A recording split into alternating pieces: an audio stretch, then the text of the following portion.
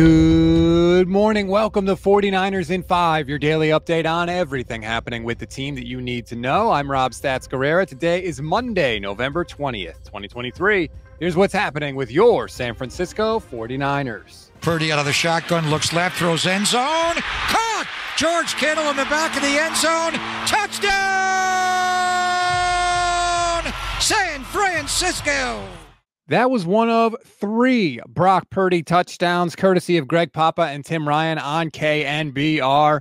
Purdy was fantastic in the 49ers victory. 21 of 25, 333 yards, not 1, not 2, but 3 touchdowns on the day. Damn near perfect in the win. Yeah, system quarterback, right? It's crazy. You know, just a guy who, another guy who's just taking advantage of his opportunity. Like, he doesn't surprise me. Like, he does that every single week. He does it every single day. And you can just tell, you know, playing football aggressively and having fun time doing it makes it a lot easier. Well, now we know how George Kittle thinks about things. Purdy became just the 3rd 49ers quarterback to have a perfect quarterback rating in a game since 1989. Joe Montana and Steve Young actually did it in the same season. Brock, welcome to a very exclusive club. Here is Purdy after the game talking about getting back to that winning mindset. I was more upset with not even like that we were complacent or anything, but almost like, you know, we're just going to walk into the game and it's going to be given to us in a sense. Like, I had to get back to, man, we got to go take it. We got to go earn it every single game. It doesn't matter who we're playing. It's the NFL. Anything can happen on any Sunday. And so that's like the chip that I was talking about. And so sort of getting back to that, you know, and then proving myself every drive, every play, that I can be the guy for this team, you know, and I have to earn it every single week at practice and meetings, whatever it may be. So that's the mindset of what I was talking about. And, yeah, definitely more in tune to being detailed and stuff the last couple of weeks and finding that chip again. Brock Purdy was not the only 49er to have a very good day on Sunday. Let's just run through some quickly, shall we? Brandon Ayuk, 5 for 157, tutty. George Kittle, 8 for 89, tutty. Christian McCaffrey, over 100 yards from scrimmage, tutty. And oh, by the way, the defense had 4 more sacks and 2 more turnovers on the day. Everybody got in on the action in the victory on Sunday.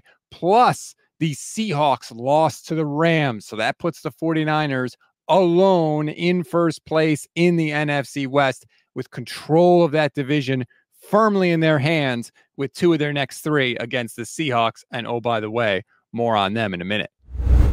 We always give you one thing to read, one thing to watch, and one thing you might have missed. One thing to read on this Monday, grades for week 11. They're going to be up on goldstandardniners.com just as soon as I write them a little bit later this morning. You definitely want to go there and check it out. One thing to watch, the only bad thing that happened for the 49ers yesterday, Talanoa Hufanga went down on a play where he got juked out by a Buccaneers running back.